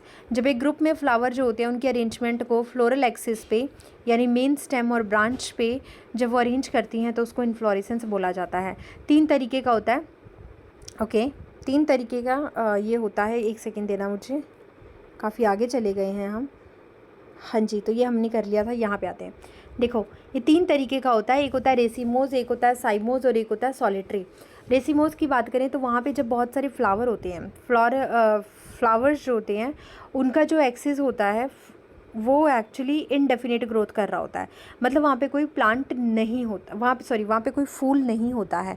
एक प्लांट है, उसका स्टेम है, स्टेम का टिप है, वहाँ पे अगर कोई प्लांट नहीं है, अगर एक प्लांट है, उसका स्टेम है, स्टेम की टिप जो है वहाँ पे कोई फूल नहीं है, कोई फ्लावर नहीं है और साइड में फ्लावर्स की ग्रोथ हो रही है, जिसकी वजह से प्लांट की जो टिप है वो एग्जैक्टली खाली है, तो वो कंटिन्यू ग्रोथ करता रहेगा, इंडेफिनिट ग्रोथ उसमें होती है। इसको हम रेसिमोज बोलते हैं, यानी साइड में फ्लावर के गुच्छे हैं लेकिन टिप पे कोई फ्लावर नहीं है। यहाँ पे जो फ्लावर होते हैं वो कैसे ग्रो करते हैं? एक्रोपिटल मैनर में, यानी कि सबसे छोटा फ्लावर जो होगा वो टॉप की ब्रांच पे होगा और जो सबसे बड़ा फ्लावर होगा वो बेस की ब्रांच पे होगा। रेसिमोज इन्फ्लोरेसेंस हमें ब्रासिकेसी फैमिली और फेबेसी फैमिली के अंदर देखने को मिलता है। साइमोज की बात करते हैं तो साइमोज में क्या होगा कि जो प्लांट का स्टेम है उसकी जो टिप है वहाँ पे एक फूल आ जाता है, उसके एक फ्लावर का पूरा ग्रुप आ जाता है और साइड में भी आपको दिखाई देंगे ब्रांचेस पे फ्लावर, लेकिन टिप पे फ्लावर होने की वजह से अब एक इनडेफिनिट ग्रोथ जो होती है वो नहीं हो पाएगी, एक डेफिनिट ग्रोथ होगी। तो floral axis terminates into a flower and इसमें बेसिपिटल मैनर में होगी, यानी कि जो ओल्ड फ्लावर होगा वो सबसे ऊपर दिखाई देगा और जो नए फ्लावर निकलते हुए दिखाई देंगे वो बेस से दिखाई देंगे। ऐसा आपको सोलेनेसी और लिलिएसी में देखने को मिल सकता है। सॉलिटरी जो होता है वहाँ पे main stem ends in a single flower, उसको हम क्या बोल देते हैं? सॉलिटरी इन्फ्लोरेसेंस बोल देते हैं। इन्फ्लोरेसेंस बस इतना ही है। अब हम एक फ्लावर की स्ट्रक्चर की बात कर लेते हैं। तो फ्लावर की स्ट्रक्चर में हम बाहर से अंदर की तरफ चलेंगे। सबसे पहले तो जो फ्लावर जहाँ पे अटैच होता है स्टेम के साथ या लीफ के साथ, ब्रांच के साथ सॉरी, तो जहाँ जिस ब्रांच के साथ वो अटैच होता है तो अटैच होने के लिए जिस स्टॉक की रिक्वायरमेंट होती है उसको पेडिसेल बोला जाता है, उसको पेटियोल नहीं बोलते, उसको पेडिसल बोला जाता है। उसके बाद पेडिसल में एक स्वोलन पोर्शन आता है जिसको थैलेमस या रिसेप्टिकल बोलते हैं और उसके बाद हमारे असेसरी पार्ट आते हैं जिसको हम बेसिकली ग्रीन पार्ट जो होता है सबसे बाहर की तरफ लगा हुआ उसको सेपल बोलते हैं। उसके अंदर आती हैं हमारी पेटल्स जो कि कलर्ड होती हैं। उसके अंदर आपका मेल पार्ट और फीमेल पार्ट आते हैं। मेल पार्ट को एंड्रोशियम बोला जाता है, सिंगल यूनिट को स्टेमन बोलते हैं और फीमेल पार्ट को पिस्टिल बोला जाता है और वैसे गाइनोशियम बोलते हैं। Pistil is the single unit, right. तो दोबारा बता देती हूँ, असेसरी पार्ट कौन कौन से हैं? सेपल और पेटल। सेपल ग्रीन कलर के होते हैं, पेटल्स आपके ब्राइटली कलर्ड होते हैं। उसके बाद मेल और फीमेल पोर्शन आते हैं। मेल पोर्शन को बोलते हैं स्टेमन और फीमेल पोर्शन को बोला जाता है पिस्टिल। ये असेंशियल पार्ट होते हैं, these are the necessary part. Petal और सेपल जो होते हैं ये होते हैं असेसरी पार्ट। अब यहाँ पे लिखा क्या है इन्होंने कि टाइप्स ऑफ फ्लावर की बात करें तो कंप्लीट फ्लावर उसको बोलते हैं जिसमें सेपल भी होगा, पेटल्स भी होंगे, स्टेमन भी होगी और कार्पल भी होगी। मतलब कि मेल और फीमेल दोनों एक ही फ्लावर के अंदर होता है, तो हम उसको बोलते हैं कंप्लीट फ्लावर। और इसको दिखाने का तरीका है बाईसेक्सुअल के लिए आप एक सर्कल के नीचे लगाते हैं प्लस का साइन और ऊपर लगाते हैं एरो का sign. It indicates that male and female sexes are present in the same organism, same flower. Incomplete flower वो होता है जिसमें किसी एक चीज़ की कमी होगी, जैसे सेपल भी होंगे, पेटल्स भी होंगे, मेल पार्ट भी होगा बट फीमेल पार्ट नहीं होगा, तो ऐसे फ्लावर को हम मेल फ्लावर बोलते हैं, स्टेमिनेट फ्लावर बोलते हैं, जिसको हम एक स्फेरिकल के साथ एक एरो, स्फीयर के साथ एक एरो से रिप्रेजेंट करते हैं। अगर सेपल है, पेटल है और पिस्टिल है, स्टेमन नहीं है, तो it is a female flower and इसको हम रिप्रेजेंट करने के लिए एक सर्कल और उसके नीचे प्लस का साइन लगाते हैं। अगर सेपल और पेटल है, मेल और फीमेल है ही नहीं, तो हम ऐसे प्लांट को न्यूटर प्लांट, ऐसे फ्लावर को न्यूटर फ्लावर बोल देते हैं। All are incomplete flower, right. Symmetry की बात करते हैं तो सिमेट्री के बेस पे फ्लावर 3 तरीके के हो सकते हैं। फ्लावर 3 तरीके के हो सकते हैं। अगर एसिमेट्री है, मतलब कि अगर फ्लावर को कहीं से भी कट कर लो, आपको इक्वल पार्ट मिल ही नहीं रहे हैं किसी भी एक्सिस से, तो it is a flower which is asymmetrical in nature. For example, there is no symmetry and it is present in canna, ठीक है। अगर रेडियल और एक्टिनोमॉर्फिक सिमेट्री देखनी है तो इसका सिंपल सा मतलब है कि आप उसको किसी भी एक्सिस से काट लो फूल को, आपको वो हर एक्सिस से इक्वल हाफ ही देगा। इसमें सिंबल के लिए आप क्या लगाते हो, प्लस का साइन लगाते हो। ऐसा आपको मस्टर्ड, धतूरा एंड चिली में देखने को मिलता है। Mustard belongs from the Brassicaceae family, dhatura from the Solanaceae family and chilli also from the Solanaceae family and Liliaceae family के अंदर भी आपको एक्टिनोमॉर्फिक कंडीशन देखने को मिलती है। उसके बाद हम बात करते हैं zygomorphic and it is symbol is percentage and zygomorphic मतलब बाइलेटरल सिमेट्रिकल। एक तरीके से ऐसा मान लीजिए बाइलेटरल सिमेट्रिकल को ही जाइगोमॉर्फिक बोला गया है। तो ऐसा आपको किस में देखने को मिल जाएगा, पी हो गया, गुलमोहर, बीन, केसिया, इन सब के अंदर। तो फैबेसी फैमिली और सिजल पिन्नेसी फैमिली के अंदर ये हमें दिखाई दे जाता है। Caesalpiniaceae family is not in your syllabus, इसलिए मैं उसके बारे में बात नहीं कर रही हूँ। उसके बाद हम आगे चलते हैं। जो हमारा फ्लावर है उसकी जो हम पैटर्न की बात करें कि वो हमें किस पैटर्न में मिलता है, 4 के वर्ल्ड में, 4 के नंबर में 4 के मल्टीपल में मिलता है, 5 के मल्टीपल में मिल रहा है, 6 के मल्टीपल में मिल रहा है, 3 के मल्टीपल में है, उस बिहाफ पे हम कैटेगराइजेशन करते हैं। या तो फ्लावर टेट्रामेरस है या पेंटामेरस है या ट्राईमेरस है। अगर फ्लावर के अंदर 4 की कैटेगरी है, 4 सेपल हैं, 4 पेटल्स हैं, इस तरीके से है सब कुछ, तो हम उसको बोलते हैं टेट्रामेरस, जो कि हमें ब्रासिकेसी फैमिली में देखने को मिलता है। पेंटामेरस वो होते हैं जिसमें सब कुछ 5 के मल्टीपल में होता है, जैसे फैबेसी हो गया, सोलेनेसी हो गया। ट्राईमेरस वो होते हैं जिनमें हमें 3 के मल्टीपल में दिखाई देते हैं, जैसे लिलियसी हो गया। अब on the basis of position of ovary, जो आप देख रहे हो यहाँ पे पिस्टिल के 3 पार्ट होते हैं। सबसे बेस पे ओवरी दिखाई गई है, उसके अलावा एक स्टॉक दिखाई गई है जिसको स्टिग्मा बोलते हैं, जिसको स्टाइल बोलते हैं, और सबसे ऊपर एक रिसेप्टिव पार्ट दिखाया गया है जिसको स्टिग्मा बोलते हैं। Stigma, style, ovary, it is the part of pistil, ठीक है। स्टेमन की बात करें तो स्टेमन में 2 पार्ट होते हैं। एक होता है आपका एक जो स्टॉक लाइक स्ट्रक्चर है उसको फिलामेंट बोलते हैं, और जो ऊपर एक गोल सी स्ट्रक्चर दिखाई दे रही है इसको एंथर बोलते हैं। एंथर के अंदर पोलन ग्रेन्स बनते हैं, और जो पोलन ग्रेन्स होते हैं वो फीमेल के स्टिग्मा पर आकर के बैठ जाते हैं और स्टाइल के थ्रू वो ओवरी के अंदर रखे हुए ओव्यूल को फर्टिलाइज करते हैं। तो ये एक मैंने छोटी सी कहानी बताई है। अब आप रिलेट कर पाओगे कि ओवरी जो है on the basis of position of ovary, हमारी ओवरी की पोजिशन के बेस पे फ्लावर की कैटेगराइजेशन अलग हो जाती है। अगर तो हमारी ओवरी हाइपोगाइनस है, मतलब कि अगर तो हमारी ओवरी सुपीरियर है, और जितने भी ऑल पार्ट्स हैं, ऑल पार्ट मतलब अनदर पार्ट है, जैसे सेपल हो गया, पेटल्स हो गए, स्टेमन्स हो गए, अगर वो ओवरी से नीचे वाले पार्ट से राइज हो रहे हैं तो हम उसको बोलते हैं हाइपोगाइनिक कंडीशन या हाइपोगाइनस। हाइपो मतलब नीचे और गाइनस मतलब फीमेल पार्ट। फीमेल पार्ट से नीचे से जब ग्रो हो रहे हैं, फीमेल पार्ट के अलावा जब वो नीचे से ग्रो होते हैं, स्टेमन हो गया, कार्पल हो गई, स्टेमन हो गया, और सेपल हो गए, और आपके पेटल्स हो गए, जब वो फीमेल ओवरी से नीचे से अराइज होते हैं तो हम उसको हाइपोगाइनस बोलते हैं। यहाँ पे ओवरी सुपीरियर हो जाती है। एग्जाम्पल है मस्टर्ड, चाइना रोज़, ब्रिंजल, और सारी की सारी फैमिलीज़ यानी सोलेनेसी, लिलियसी, सब कुछ है ना। पेरीगाइनस की बात करें तो यहाँ पे ओवरी हाफ इन्फीरियर और हाफ सुपीरियर होती है। पेरीगाइनस के एग्जाम्पल कई बार आते हैं, सिर्फ 3 ही एग्जाम्पल हैं, पीच प्लम एंड रोज़, याद रखना, पीच प्लम एंड रोज़। उसके बाद एपीगाइनस की बात करें, यहाँ पे इन्फीरियर ओवरी हो जाती है। एपी का मतलब ऊपर, गाइनस का मतलब ओवरी से, है ना, गायने के पार्ट से। तो बेसिकली जब फीमेल के ओवरी से ऊपर होता है सब कुछ, तो हम उसको क्या बोलते हैं, एपीगाइनस कंडीशन बोलते हैं। तो यहाँ पे ओवरी इन्फीरियर हो गई है। ऐसा हमें कहाँ देखने को मिलता है, ऐसा हमें मिलता है कुकम्बर में, ग्वावा में, ray florets of sunflower. Sunflower के 2 फ्लोरेट्स होते हैं, रे फ्लोरेट और डिस्क फ्लोरेट। तो रे फ्लोरेट ऑफ सनफ्लावर में, ग्वावा में, कुकम्बर में हमें एपीगाइनस यानी इन्फीरियर ओवरी एपिगाइनस कंडीशन यानी इन्फीरियर ओवरी देखने को मिल जाती है। चलिए अब नेक्स्ट बात करते हैं पार्ट्स ऑफ फ्लावर। ये वैसे मैं बता चुकी हूँ, चलो एक बार फिर से बता देती हूँ। पेडिसल सबसे नीचे वाला पार्ट है, उसके ऊपर एक स्वोलन पोर्शन होता है जिसको थैलेमस बोला जाता है। पेडिसल एक स्टॉक होती है जो आपकी मेन ब्रांच से राइज होती है। उसके अलावा ग्रीन कलर के सेपल दिखा रखे हैं जो सबसे बाहर हैं, रेड कलर के पेटल्स दिखा रखी हैं, स्टेमन उसके अंदर दिखा रखा है और फिर पिस्टल दिखा रखा है। ठीक है, तो अब एक एक करके बात करते हैं। मीनिंग ऑफ वर्ल्ड, वर्ल्ड जो है उनके बेस पे ग्रुप बना लेते हैं। तो ग्रुप के बेस पे बात करते हैं। तो जो ग्रीन कलर के सेपल हैं उनके ग्रुप को बोला जाता है कैलिक्स। जो रेड कलर के पेटल्स हैं उनके ग्रुप को बोला जाता है कोरोला। जो स्टेमन का ग्रुप होता है उसको बोला जाता है एंड्रोशियम, और जो पिस्टल का ग्रुप होता है उसको बोला जाता है गाइनोशियम। रिप्रेजेंट करने का तरीका है, कैलिक्स को के से रिप्रेजेंट किया जाता है, it is the outer world.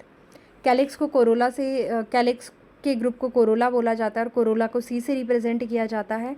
ये होता है कैलिक्स से अंदर का वर्ल्ड।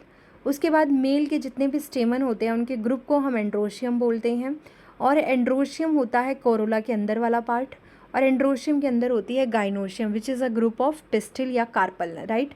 तो जिसको रिप्रेजेंट करने के लिए हम जी वर्ड यूज़ करते हैं। तो calyx corolla are the accessory part and androecium gynoecium are the necessary part, right.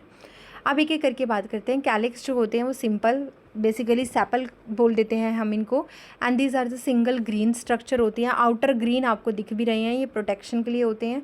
Whorls of sepal को कैलिक्स बोला जाता है। अगर कैलिक्स आपस में, अगर सेपल्स आपस में जुड़े हुए हैं तो उनको बोलोगे गैमोसेपलस, और इनको लिखने का तरीका के और ब्रैकेट में आप जितने भी नंबर में सेपल फ्यूज़ हैं उनके नंबर लिख दोगे। जैसे 5 है मान लो, तो मैं क्या करूँगी K5 लिख दूँगी और ब्रैकेट डाल दूँगी। 5 सेपल थे और आपस में जुड़े हुए थे। अगर 5 सेपल हैं लेकिन वो आपस में जुड़े हुए नहीं हैं, बिल्कुल फ्री हैं, तो मैं उनको बोल दूँगी पॉलीसेपलस कंडीशन। मैं यहाँ पे K लिखूँगी और N को ब्रैकेट में बंद नहीं करूँगी। कोरोला क्या है? कोरोला पेटल्स का ग्रुप होता है। Corolla is a coloured structure called petal and whorl of petals को बोला जाता है कोरोला। सेम अगर फ्यूज्ड पेटल हैं तो बोलोगे गैमोपेटलस कंडीशन, अगर फ्री पेटल हैं तो बोलोगे पॉलीपेटलस कंडीशन।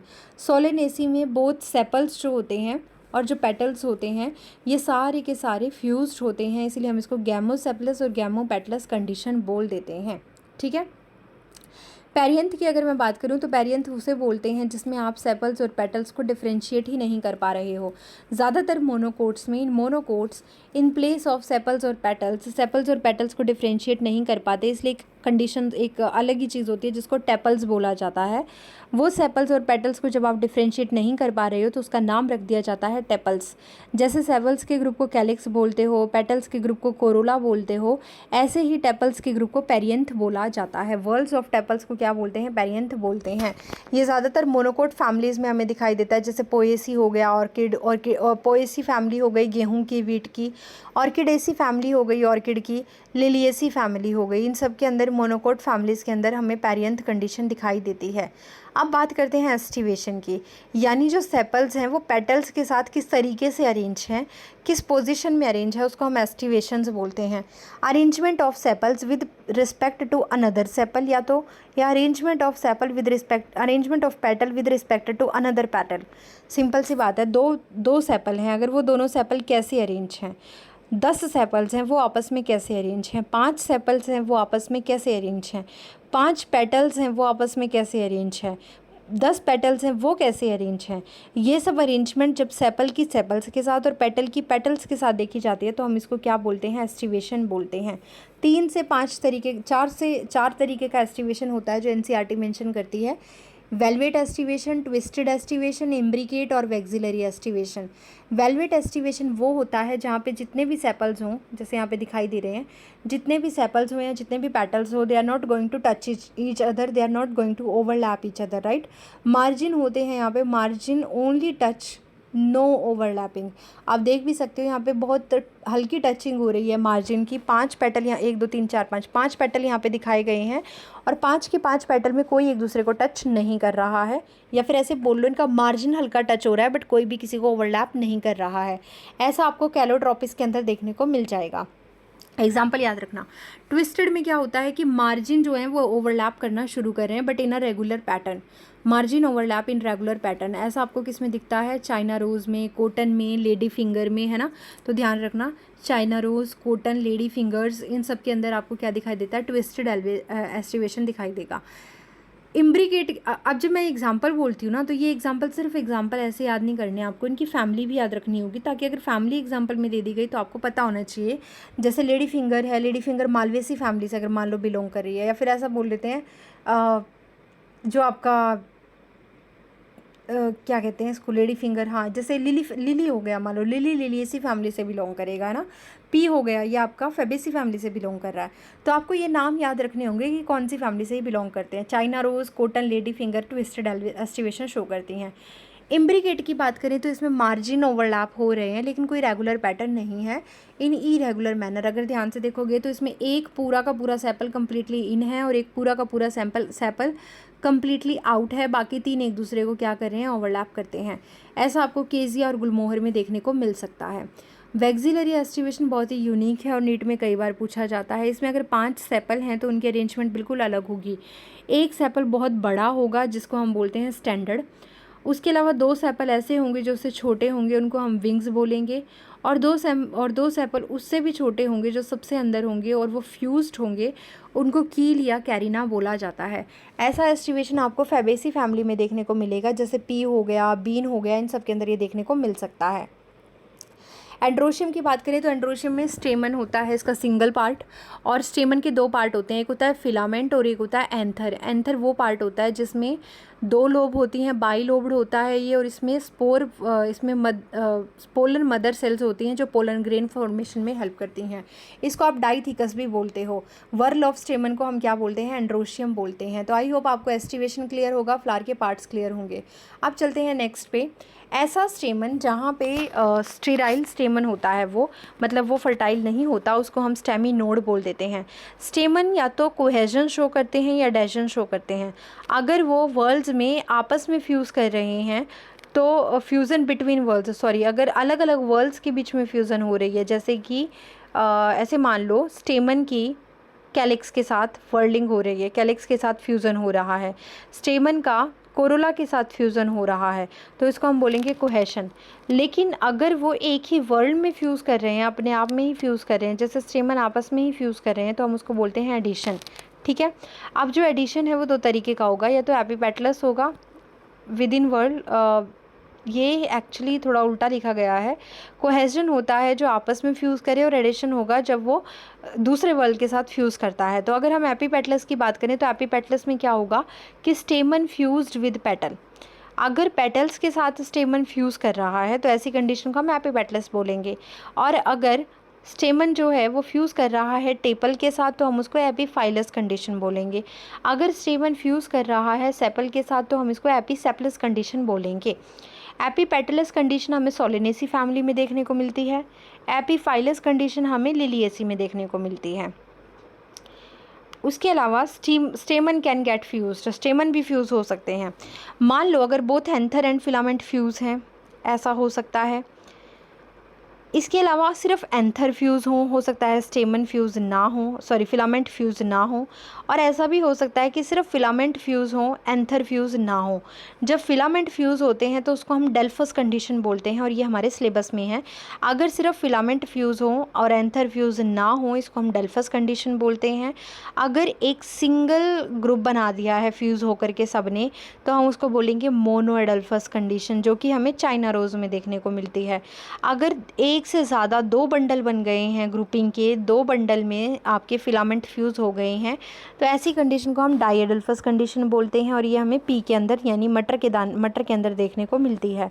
एक होती है पॉली एडल्फस, यानी कि फिलामेंट जो है वो फ्यूज़ कर गए हैं लेकिन बहुत सारे उन्होंने ग्रुप बना दिए हैं, तो हम उसको बोलते हैं पॉली एडल्फस कंडीशन। या फिर हम उसको ये आपको किस में दिखाई देगी? ये हमें सिट्रस के अंदर दिखाई देती है। ठीक है। अनइक्वल स्टेमन होते हैं किसके अंदर? स्टेमन, अगर स्टेमन की लेंथ अनइक्वल हो तो हम उसको बोलते हैं, ये हमें मिलेगा मस्टर्ड और साल्विया के अंदर, ग्रीन में लिखा है, बहुत इंपॉर्टेंट है।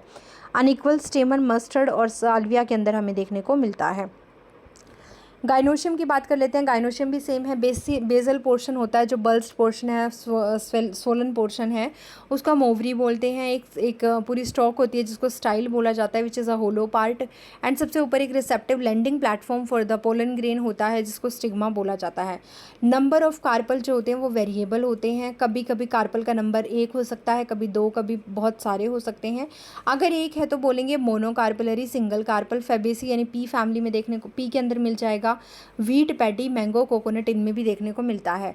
बाई कार्पेलरी यानी कि फ्यूज्ड कार्पल्स हैं, सिनकार्पस होते हैं। ये बाई कार्पेलरी यानी 2 कार्पल हैं। अब वो 2 कार्पल फ्यूज भी हो सकती हैं, फ्री भी हो सकते हैं। अगर वो फ्यूज्ड हैं तो बोलोगे सिनकार्पस कंडीशन। ब्रासिकेसी और सोलेनेसी में देखने को मिलती है।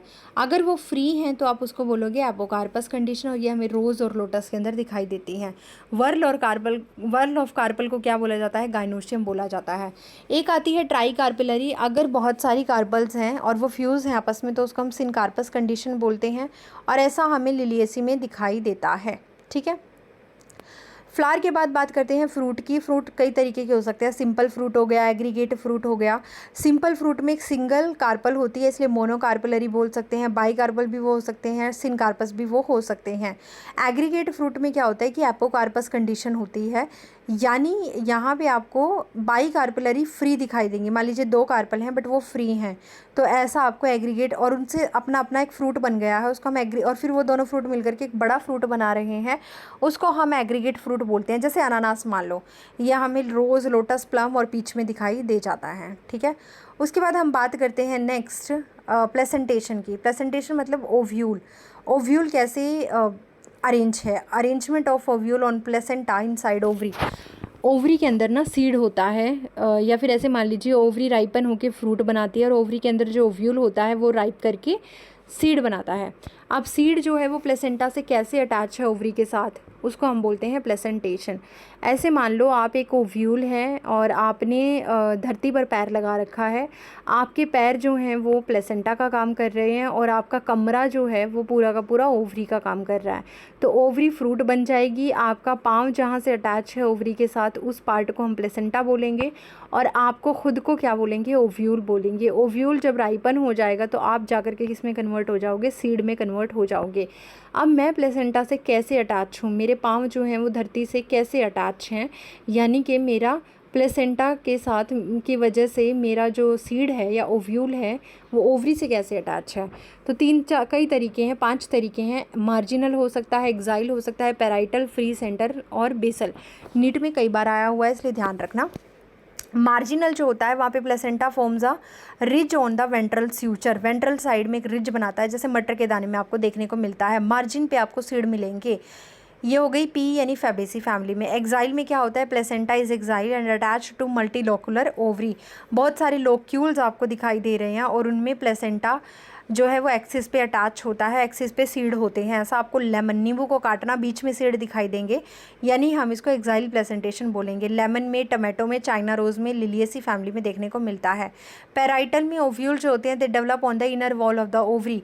ओवरी के अंदर वाली वॉल पे होते हैं। यहाँ पे कई बार फोल्ड सेप्टम भी बन जाता है। एग्जाम्पल है mustard and argemone. Free central जो होते हैं they ovules on centre and septa are absent. Septa इसमें एब्सेंट होते हैं और सीड सेंटर में रखे रहते हैं, जैसे डायंथस और प्रिमरोज में दिखाई दे जाता है। बेसल जो होते हैं वहाँ पे placenta develops at base of ovary and ovules attached to it. Ovule इसके साथ अटैच होते हैं, for example sunflower and marigold. मैं एक बार दोबारा इसके एग्जांपल दे देती हूँ आपको। मार्जिनल जो होता है इसका एग्जांपल है पी, और एक्साइल का एग्जांपल होता है lemon, tomato, china rose. Diagram साथ में देखते चलना, लिलिएसी फैमिली। पैराइटल में एग्जांपल है मस्टर्ड और आर्चीमोन। फ्री सेंट्रल में एग्जांपल है dianthus and primrose, and basal का एग्जांपल होता है सनफ्लावर एंड मैरीगोल्ड। ठीक है। अब एंडोस्पर्मस भी हो सकते हैं सीड, और नॉन एंडोस्पर्म्स भी हो सकते हैं। जाइगोट जब बहुत बार मल्टीपल टाइम माइटोटिक डिवीज़न करता है तो वो एम्ब्रियो बनाता है, और उस एम्ब्रियो को नरिशमेंट देने के लिए एंडोस्पर्म होता है। अगर एंडोस्पर्म वहाँ पे बच जाए आफ्टर नरिशमेंट तो ऐसे सीड को हम एंडोस्पर्मिक सीड बोलेंगे। और अगर एंडोस्पर्म कम्प्लीटली ख़त्म हो जाता है, कम्प्लीटली अपना पूरा न्यूट्रिशन एम्ब्रियो को दे देता है, तो ऐसे सीड को हम नॉन एंडोस्पर्मिक बोलते हैं, क्योंकि वहाँ पे कोई एंडोस्पर्म बचता नहीं है। तो जाइगोट से एंडोस्पर्म की हेल्प से एम्ब्रियो बनता है, और एम्ब्रियो में जो खाना जो बच गया अगर वो किसी जगह पे स्टोर करना होता है, उन स्टोरेज पॉइंट को हम कोटिलिडन बोलते हैं। एंडोस्पर्म अगर कंप्लीट ख़त्म नहीं हुआ तो खाना बच गया, और अगर खाना बच गया तो उसको स्टोर करोगे, स्टोर करने की स्ट्रक्चर को कोटिलिडन बोला जाता है। अगर एक ही कोटिलिडन है तो मोनोकोटिलिडन बोल दोगे ऐसे प्लांट्स को, अगर दो कोटिलिडन है तो ऐसे प्लांट्स को डाइकोटिलिडन बोल दोगे। अब जो एम्ब्रियो है उसी में आपकी कोटिलिडन और एम्ब्रियोनल एक्सिस से आपका कोटिलिडन मोनोकोट या डाइकोट बनाता है। प्लांट्स यहाँ से बन जाते हैं। डाइकोट सीड जो होते हैं वो ज़्यादातर नॉन एंडोस्पर्मस होते हैं, उनको ज़्यादा खाने की रिक्वायरमेंट होती है, इसलिए उनका खाना बचता नहीं है। दे आर नॉन एंडोस्पर्मिक क्योंकि वो बड़े प्लांट होते हैं, और ऐसा एग्जांपल आपको ज़्यादातर डाइकोट प्लांट मिल जाएंगे। But there are some exception, और एक्सेप्शन है इसलिए पूछ लिया जाता है। एक्सेप्शन का एग्जाम्पल है कैस्टर, सनफ्लावर, सोलेनेसी। ठीक है, सारे के सारे मोनोकोट जो होते हैं ये भी एंडोस्पर्मस होते हैं एक्सेप्ट ऑर्किड। ऑर्किड को छोड़ दीजिए, सारे के सारे मोनोकोट जो होंगे वो एंडोस्पर्मस होंगे, यानी उनमें एंडोस्पर्म बच जाता है, उसको हम बोलते हैं एंडोस्पर्मस एक्सेप्ट ऑर्किड। अब बची है फैमिलीज़। फैमिलीज़ के लिए आपको फ्लोरल डायग्राम याद होना चाहिए और फ्लोरल फार्मूला याद होना चाहिए। तो यहाँ पे ब्रासिकेसी का एनसीईआरटी और एग्जाम्पल याद होने चाहिए। ब्रासिकेसी का एनसीईआरटी लिखती है, सबसे पहले तो ये जो है प्लांट की हम बात करें अगर, तो फ्लावर की बात कर लेते हैं। बेसिकली फ्लावर जो है ये यहाँ एक्टिनोमॉर्फिक है, यानी कि आपको इसको किसी भी हाफ से कट करोगे, किसी भी एंगल से कट करोगे इक्वल हाफ आपको देने वाला है। बाईसेक्सुअल है ये फ्लावर, इसका बाईसेक्सुअल है, यानी मेल और फीमेल दोनों एक ही के अंदर प्रेजेंट हैं। कैलिक्स में 2 और 2 की पोजीशन दिखाई गई है, दोनों फ्री हैं। 2+2 दिखाया गया है, कैलिक्स को के से रिप्रेजेंट किया गया है। 2 बाहर हैं, 2 अंदर हैं आपके सेपल। कोरोला 4 हैं और चारों के 4 एक साथ अरेंज हैं। एंड्रोशियम 2 ग्रुप में अरेंज हैं, 2 बाहर होंगे, आउटर होंगे और बड़े होंगे, और 4 छोटे होंगे, अंदर की तरफ होंगे। और गाइनोशियम में जी जो है वो रिप्रेजेंट किया गया है, और जी के नीचे एक हाइफन लगाया गया है, इसका मतलब है सुपीरियर ओवरी है, और 2 कार्पल हैं और दोनों फ्यूज़ हैं, इसलिए बाई कार्पलरी कंडीशन दिखाई गई है 2 नंबर लिख करके। एग्जाम्पल है मस्टर्ड हो गया, एग्जाम्पल की अगर मैं बात करूं तो एग्जाम्पल हो गया मस्टर्ड हो गया, रेडिश, टर्निप, कैबेज, कॉलीफ्लावर, ये सारे के सारे ब्रासिकेसी फैमिली के हैं। अब एक बार डायग्राम में देखो, डायग्राम में आपको क्या दिखाया गया है, 4 कैलिक्स दिखाए गए हैं, जिसमें 2 कम्प्लीटली आउट हैं, 2 कम्प्लीटली इन हैं। कोरोला आपको 4 दिखाए गए हैं ग्रीन कलर में। ग्रीन कलर में जो कोरोला दिखाए गए हैं ये आपके पेटल्स को डिफाइन कर रहे हैं, ग्रीन कलर के हैं, चारों एक ही रेंज में हैं। एंड्रोशियम आपको 6 दिखाए गए हैं, 2 बिल्कुल बाहर की तरफ रेड कलर में और 4 अंदर की तरफ दिखाए गए हैं। गाइनोशियम में सुपीरियर ओवरी है और बाइलोकुलर कंडीशन है, और सबसे ऊपर आपको मदर एक्सिस एक गोले से रिप्रेजेंट किया गया है which shows the posterior axis. Now 3 families हैं, फेबेसी हो गई, सोलेनेसी हो गई, लिलिएसी हो गई।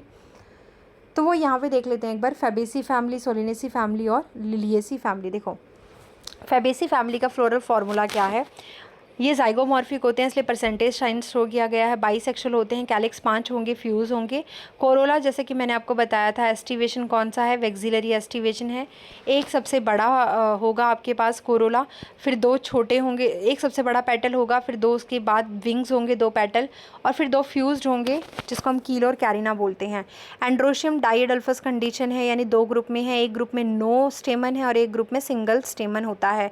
गाइनोशियम में सुपीरियर ओवरी है और सिंगल ओवरी है।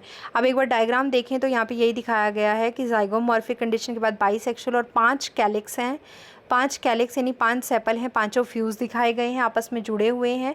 उसके अलावा आपको वेक्सिलरी एस्टिवेशन कोरोला का दिखाया गया है, एक सबसे बड़ा स्टैंडर्ड, 2 विंग हो गए, और फिर कील कैरिना दिखाए गए हैं फ्यूज्ड। रेड कलर में 9 स्टेमन एक साथ जुड़े हुए दिखाए हैं और एक सिंगल दिखाया गया है, यानी डाइएडल्फस कंडीशन है, और गाइनोशियम सुपीरियर ओवरी एक दिखाई गई है। फेबेसी फैमिली के एग्जाम्पल है सारी दाल, पल्सेस, ग्राम हो गया, अरहर, सेम, मूंग, सोयाबीन, ये सब। एडिबल ऑयल जितने भी हैं, सोयाबीन, ग्राउंडनट, डाई हो गई, इंडिगोफेरा, फाइबर्स हो गए, सनहैम्प, फोडर हो गया, सस्बेनिया, ट्राइफोलियम, ऑर्नामेंट्स हो गए, ट्यूलिप्स, स्वीट पी, मेडिसन यानी मुलेठी। ठीक है, उसके बाद सोलेनेसी फैमिली की बात करते हैं तो सोलेनम निग्रम मकोई इसका एग्जाम्पल है। यहाँ पे ये एक्टिनोमॉर्फिक है, बाइसेक्सुअल है, 5 कैलिक्स दिखाए गए, 5 पेटल दिखाए गए हैं, आपस में फ्यूज़ हैं। के को 5 से रिप्रेजेंट किया गया, ब्रैकेट लगाई गई है। 5 ग्रीन कलर में कोरोला यानी पेटल्स दिखाए गए हैं, वो भी आपस में फ्यूज़ हैं। एंड्रोशियम 5 दिखाए गए हैं रेड कलर में, और गाइनोशियम 2 दिखाई गई हैं सुपीरियर ओवरी हैं, फ्यूज्ड है, ठीक है, सेंटर में। लेकिन यहाँ पे कुछ चीज़ें मिसिंग है। यहाँ पे जो स्टेमन है ना वो आपका पेटल्स के साथ अरेंज है, इसलिए हम इसको एपीपेटलस कंडीशन भी बोल देते हैं, ध्यान रखना। और इसको दिखाने का एक तरीका होता है, एंड्रोशियम और कोरोला के ऊपर, कैलिक्स कोरोला, एंड्रोशियम और कोरोला के ऊपर आपको एक कर्व दिखानी होती है जो इस फ्लोरल फार्मूला में नहीं दिखाई गई है, ठीक है। दूसरी चीज़, यहाँ पे जो सेप्टम है आपको ये तिरछा दिखाया गया है, तो oblique septum is the characteristic feature of Solanaceae family, ये भी आप ध्यान रखोगे। एग्जाम्पल इसमें क्या आ जाते हैं, फूड हो गया टोमेटो, ब्रिंजल, पोटैटो, स्पाइस हो गई चिली, मेडिसिन में एग्जाम्पल देखें तो belladonna, ashwagandha, fumigatory tobacco, ornamental petunia हो गए, ठीक है। लिलिएसी फैमिली वैसे आपके नीट में नहीं है, बट इसका आप एक बार देख लेना, ये ट्राइमेरस कैटेगरी में रहेगी। इसमें आपको ब्रैक्टिएट फ्लावर दिखेंगे, ब्रैकेट होंगी, और ये एक्टिनोमॉर्फिक होगा, बाइसेक्सुअल होगा, पेरियंथ 3+3, इसमें सब कुछ ना 3 के मल्टीपल में रहता है। पेरियंथ होते हैं, टैपल्स होते हैं, एक्चुअली पेटल और सेपल्स नहीं होते हैं। 3+3 होंगे पेरियंथ और 3+3 होंगे एंड्रोशियम और गाइनोशियम। यहाँ पे आपको 3 दिखाई देंगे। सब कुछ 3 में आ जाए तो ये आपकी लिलिएसी फैमिली होती है। ये ज़्यादातर ऑर्नामेंटल के लिए यूज़ की जाती है, जैसे ट्यूलिप ग्लोरियोजा। मेडिसिन्स के लिए होती है, जैसे एलोए वगैरह हो गए, इसके अंदर आते हैं। वेजिटेबल में एस्पैरेगस आते हैं। कोल्चिसिन में कोल्चिकम ऑटमनील आती है। कोल्चिसिन जो होता है वो माइटोटिक स्पिंडल को इनहिबिट कर देता है और पॉलीप्लॉइडी को प्रमोट करता है। एलियम सीपा अनियन यहाँ पे दिखाया गया है, ठीक है। तो ये हमारा लिलिएसी फैमिली का डायग्राम भी यहाँ पे शो हो रखा है। और यहाँ पे आपको एपी सेपलस कंडीशन दिखाई देगी, क्योंकि यहाँ पे जो स्टेमन है वो आपके सेपल्स के साथ फ्यूज़ है। अब मैं इसको सेपल नहीं बोल सकती, पेरियंथ या टेपल्स बोलूँगी, ठीक है। एपीटेपलस कंडीशन दिखाई देगी। तो आई होप आपको ये पूरा चैप्टर समझ में आया होगा। फैमिलीज़ के लिए मैंने अलग से एक पूरा का पूरा प्लेलिस्ट बनाई हुई है फैमिलीज़ की, तो मैं वो प्लेलिस्ट आपको डिस्क्रिप्शन में दे दूँगी, उसका लिंक आप वहाँ से जाकर के नीट के लिए जो अभी रिसेंट की फैमिलीज़ इंक्लूड की गई हैं वो सारी वहाँ पे बताई गई हैं। तो मैं पूरी की पूरी फैमिली वहाँ पे समझा चुकी हूँ, आप वहाँ से जाकर के उसको प्लेलिस्ट को देख सकते हो। आप उसमें क्विक फटाफट से एक बार आंखों के आगे से उनको निकाल लेना। बाकी जो जो इस चैप्टर के लिए इंपॉर्टेंट था वो सारा मैंने करवा दिया है। Again thank you Snigdha Gupta, because these notes are very important, very useful and very beautiful. Thanks again and till then students, तब तक आप आराम से हेल्दी रहो, अपना खाओ पियो मौज करो। रीनीट कोई इतना ख़ास मतलब कि आप एक तरीके से इसको ईजी लेकर के चलो, दिमाग पे बर्डन मत डालो। एंड मुझसे जितना हो पाएगा मैं आपके लिए क्विक रिवीजन यहाँ पे डालूंगी हर चैप्टर की, होपफुली 1 घंटे की, वो सारी की सारी आपकी कंप्लीट हो जाएंगी। ये था हमारा चैप्टर नंबर 5, हमने कंप्लीट कर दिया है। चैप्टर नंबर 6 अब नेक्स्ट वीडियो में अपलोड करती हूँ। तब तक के लिए खुश रहो, हेल्दी रहो और मज़े करो। Thank you.